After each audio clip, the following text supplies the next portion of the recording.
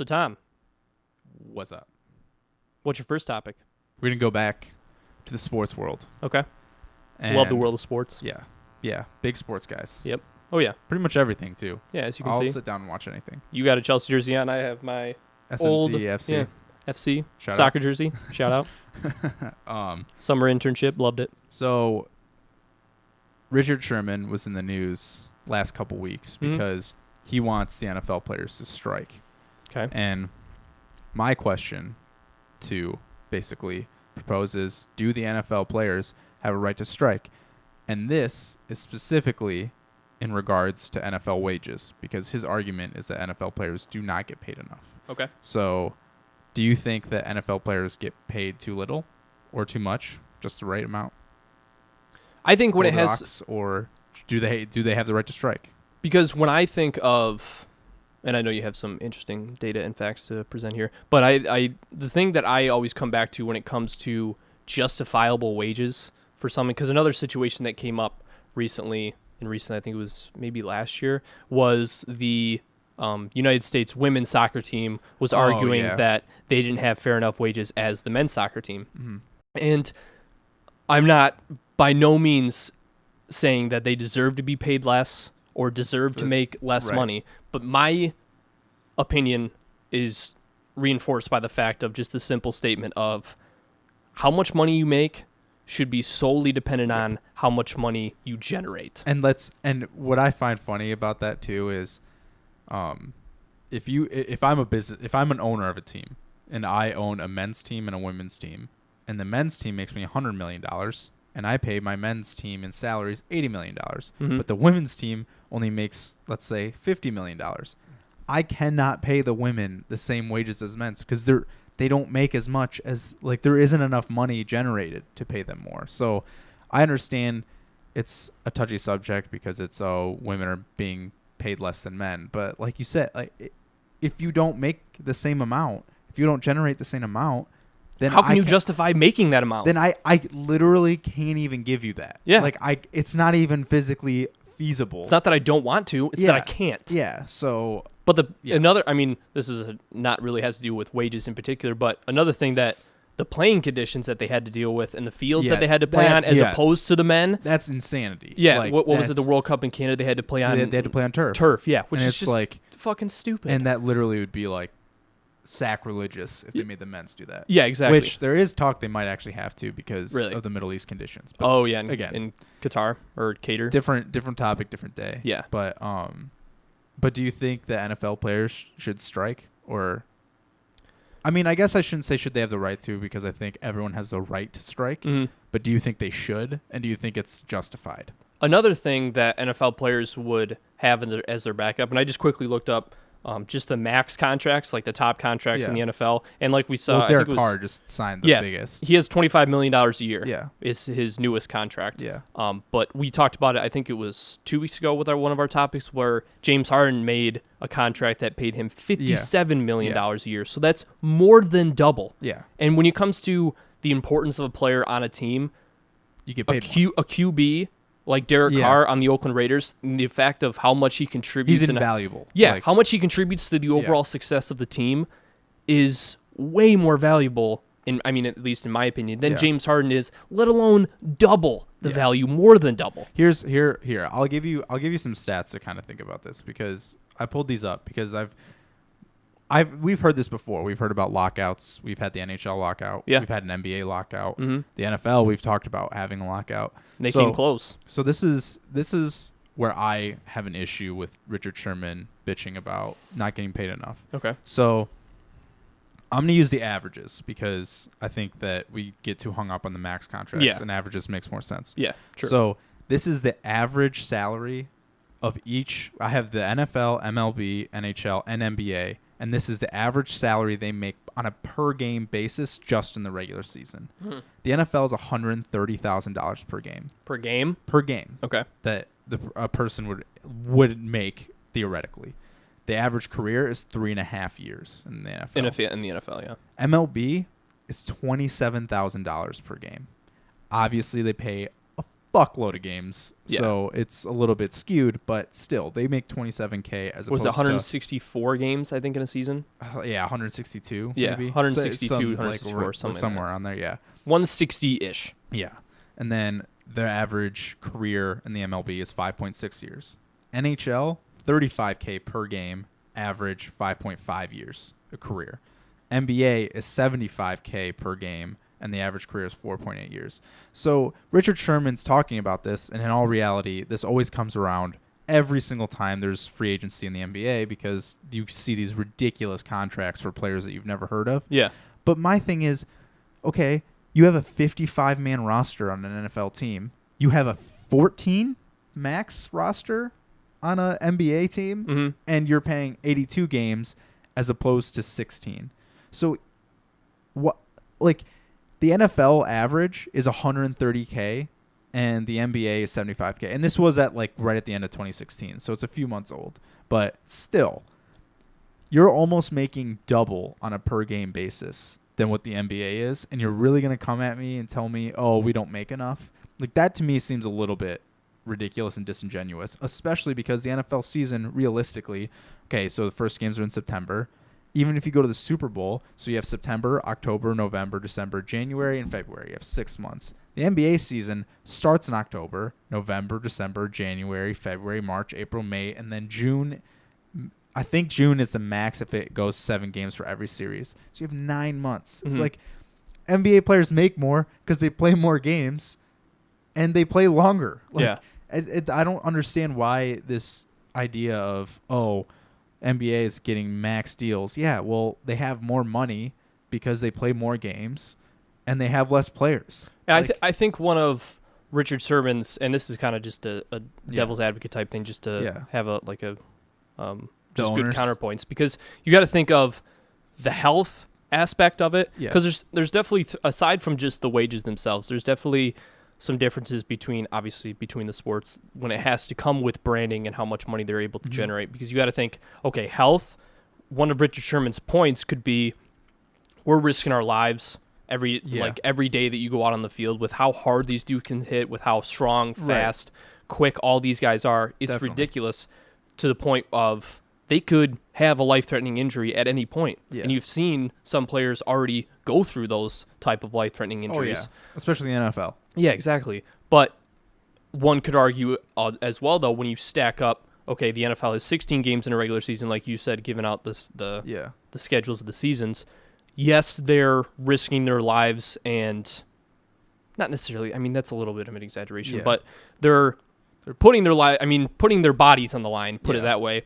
And with the collision sport such as that, I mean, health is more of a concern, but you got to think with NBA, because they're playing so many more games. They're at more risk. Yeah, and that wood floor, I mean, that puts a lot of work on your legs. And you're playing both sides of the ball the whole game. Mm-hmm. In the NFL, you're playing one side of the ball. Yeah.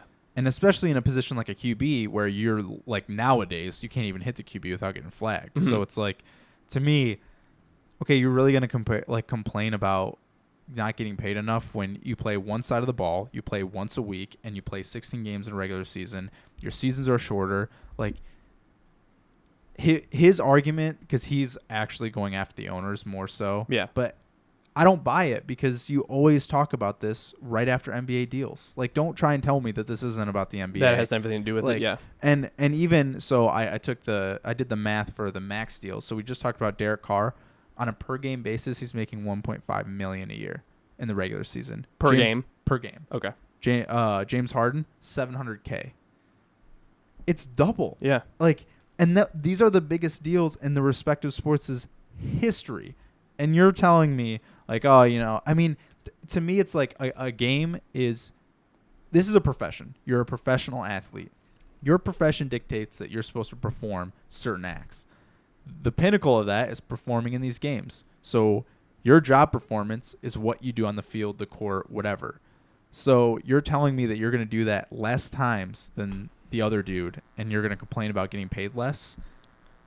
And another thing speaking... Okay. Yeah, and another thing speaking to kind of have to do with the health of a player, when you look at contracts specifically, because I had some of the bigger contracts in the other sports, Connor McDavid for the Oilers signed an 8-year, $100 million deal, and double the year and less than half of what James Harden's getting. Yeah. And then, I pulled up the morning article here.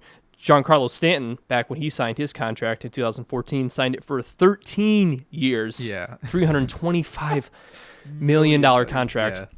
But my point is that you have these longer years and you have the less liability when it comes to, because you got to think in terms of the owner's perspectives, these guys are employees. Yeah. So you got to exactly. think, well, you can't give these ginormous contracts to these NFL players, especially if they're not in a position anything besides maybe QB. Yeah. But like we talked about before, QB's not even safe anymore. Right. Because of how fast and strong these guys Well, are. I was arguing that QB position is the safest it's ever been. Right. No, I was talking about when we talked about it previously with like QBs getting blindsided and you can tear your ACL, but the least you're going to get is a flag. Yeah, yeah. Okay, So, gotcha, I mean, yeah. every person on the field, aside from a QB, has a significantly more risk Right. of getting injured, especially when you look at like running backs and Yeah. like linebackers and stuff Yeah. that are hitting shit on every single play.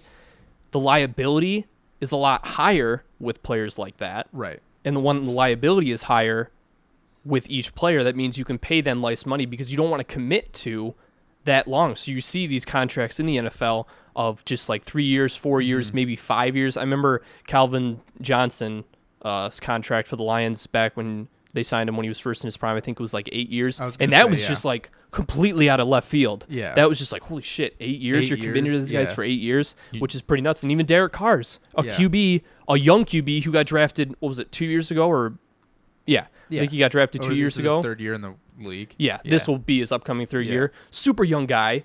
QB, as we've said before, probably the safe position besides kicker on the football field. Yeah. And they're only committing for 5 years. Yeah. It's like, this dude is your franchise And that could... QBs can play till they're 40 if they're good. Exactly. So this guy could be a part of your organization and leading your organization to the promised land for upwards of 20 years, and they're only committing to him at 5 years at a time. And this is the safest guy on the field. Yeah. So when you look at these contracts, that when it comes to the health and the liability of the employee, as I guess we're talking, because I mean each one of these sports Yeah. is a business, then I could see how NBA players and MLB players would make more money over time and get larger contracts because you can invest in them longer. Right. And he's going after owners. It's annoying because he basically is saying, don't count my money, don't tell me how much money I should be making, but the owners make too much money and we should get a piece of that. And I just think that's such a weak argument in general, because if I'm looking at this as a job, your job is to play football. That is your profession. If I'm in the consulting services and some other business in the same industry is paying more, then I leave and go to that job. Mm-hmm. But if you're an NFL player, you can't just leave and go to the NBA. That's not how it works. Tough. Welcome to real life, man. Yeah. Welcome to the average working American who goes to their desk job and just says, man, I wish I made more money. And, oh, man, I would love to get paid more, but I don't meet the criteria for that profession. Like, tomorrow, I can't go and be a doctor. I would love to get the salary of a doctor, but guess what? I'm not qualified to do that. You're an NFL player. You're not qualified to be an NBA player and get a max deal like James Harden did. Tough shit. Yeah. Suck it up. You still get paid Outrageous. millions and millions. And I'm not one to count someone's money and say how much like they should be satisfied with, but understand that the fans are not going to back you. And you can't get pissed at people who are just saying, listen, man, I look up to you as a person. You're like, I'm a fan of you as a player. You brought me a lot of happiness with my friends and family. I pay money to watch you play a game. Yeah. And I go nuts at people who rip on you on the street when I have a few beers, right? That happens. I don't pay anybody else to watch them work on a computer in a cubicle. And yeah. Go! Yeah. Enter in those TPS reports. Yeah, exactly. What are you doing, bro? Yeah. Like that it doesn't exist anywhere else. Be thankful that you're in a position where you can retire next year and average still $1 million, you know, for the rest of your life. I don't want to sound like a broken record or like I'm just hammering Richard Sherman, but man, this is just so annoying when someone who's just so loaded, already a Super Bowl champion, is sitting here and telling the world, oh, we got to be ready to strike. Because you're not going to get any sympathy from anyone that's outside the NFL. No, and he's going to bitch about it, and it's like, you don't have much of a leg to stand on, Yeah. man. You want to go after the owners. Again, I understand, but also understand that they put a lot of they worked their asses off to be able to purchase a team, and now they own the team. That's business. Mhm. Welcome to America, Yeah. where when you're a small business or a big one, if I go and I decide I want to own my own, ice cream shop, I save up the money, I sacrifice, I build it because I want it to be profitable, and then I build it into the situation I want. And now all of a sudden one of my employees says, "Oh man, I don't get paid enough," and I'm looking at him like, "Yo, on average, you're making 130K for Yeah, one but game." employees Yeah. at Dairy Queen Yeah. are making $5 more I'm looking per at him in the scoop of face, ice cream. and I'm kicking him over and saying, "Then go work for Dairy Queen, you bitch." And like what we talked about before in terms of marketing purposes, Yeah. you got to think about, and especially when we talked about money you make versus money Yeah. generated for the team. Oh man. With facial recognition, like we talked about before, Yeah. NBA players, nothing is covering their faces. Yeah. They're able to market themselves and the team a lot more because, Yeah. I mean, obviously with NFL players, the jerseys, they're wearing the jerseys and it's out right in the Yeah. open, so you can't really compare that.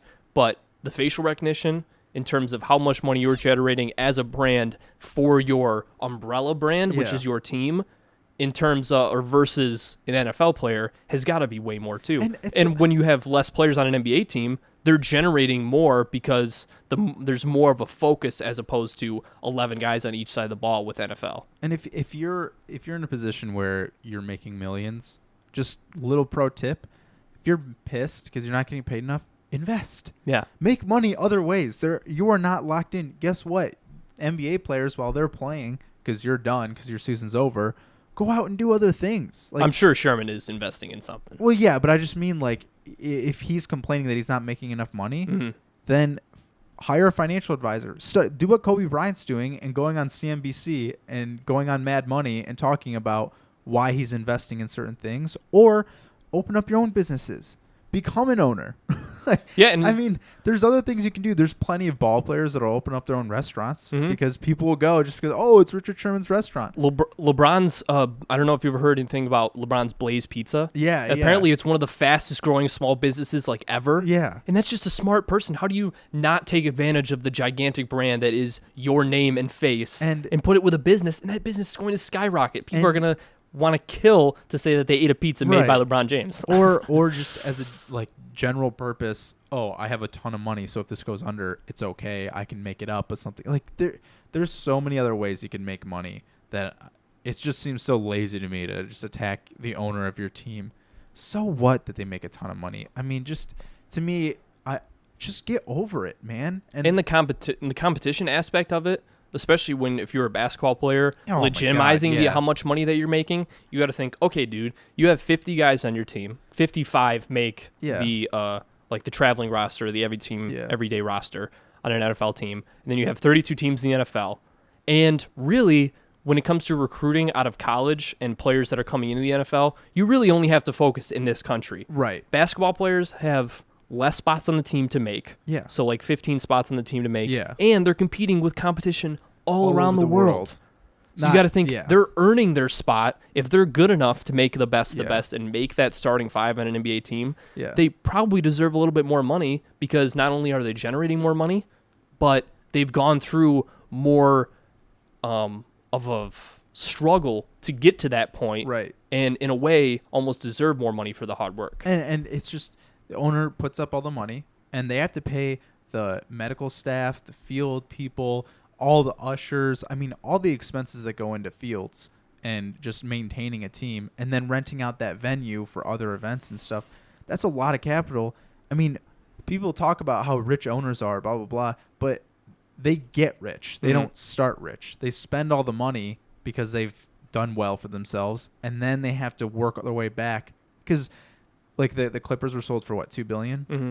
Do you really think he made $2 billion the first year? Yeah, definitely not. No, he didn't. So it's going to happen over time, and I understand. It's like, all right, this guy has so much money, but good for him. Mhm. Like, Yeah. he did well for himself. Yeah. I think Richard's got to chill out a little bit. And I mean, I want Richard to be a Lion, Mhm. so I want him to like him. Yeah. So he needs to get this out of his system, because guess what? People that make less than him on the same team are going to look at him and be like, all right, well, then will you take a pay cut for me? Because I want more money, and you make way more than I do, and I think I'm better. Yeah, not to mention how many sponsors he's probably getting. Yeah. I mean, the general thing is, when it comes to how much money that you think you deserve and how much money that you think you deserve to make, it all depends on how much money you're able to generate. Yes. Yeah. Yeah, make your own wealth. Yeah. I don't think I don't know. I think that gets lost, and don't just sit there and yell. You can't look at it as black and white, like with the United States soccer team. You can't just look at it as, oh, why aren't men getting paid the same as women? They're different like they're the same sport, but they're completely different sports. Yeah, exactly. Yeah, it's the same umbrella sport, but it's not. I mean, it's just come down to money generated. And Ronda Rousey, she put it perfectly. I remember a reporter asked her, like, oh, how do you feel like you're a girl in the UFC and you're one of the biggest names and you're making so much less? And she looks at the reporter and she says, yeah, I generate less than these big ticket people like McGregor or Jose Aldo are making more because they generate more money. People pay more to see them fight. We're not saying they should generate more money. Yeah. They do. Yeah. It's a simple fact. Yeah, it's not an opinion. And to me, it's just kind of like put up your bootstraps, generate your own wealth, take a little bit of self-accountability, just a little bit. And with Richard Sherman specifically, it's just I can't even feel bad because I'm just like, if you've seen $1 million on a check ever, I'm just gonna look at you and tell you you don't get a lot of sympathy. I don't really care. Yeah. The fact that the average American is gonna dream of a 6-figure salary for the rest of their lives, and that's like the dream. Like, oh my God, finally broke 100, 200K or whatever. Yeah. And you did that, and you guaranteed yourself that for 20 years and like one contract extension. Come on, man. Yeah. Yeah. Not to mention the pension that NFL players get and stuff. Oh my God. Yeah. I mean, we're beating a dead horse. Yeah. If, depending on what you think, if you agree with us that NFL players don't really have a leg to stand on when it comes to striking, or if you want to back up the NFL players or make another point of your own, please let us know in the comments on youtube.com/TJENT. Or do you want to strike and you want us to strike? Yeah. Let's strike together. Yeah, there you go. Let's do it. We should get paid more. I think that's where this conversation is going. Yeah, definitely. Is that we should take Richard Sherman's contract for him because we deserve it more than he does. Yeah. And if you're not listening to us, if you're not listening to, or if you're not watching the video and you still want to let us know what you think, go to patreon.com/TJENT. You can throw us $1, maybe even $2, and let us know there. Post it. And like we said, you might even get on the show. Cool.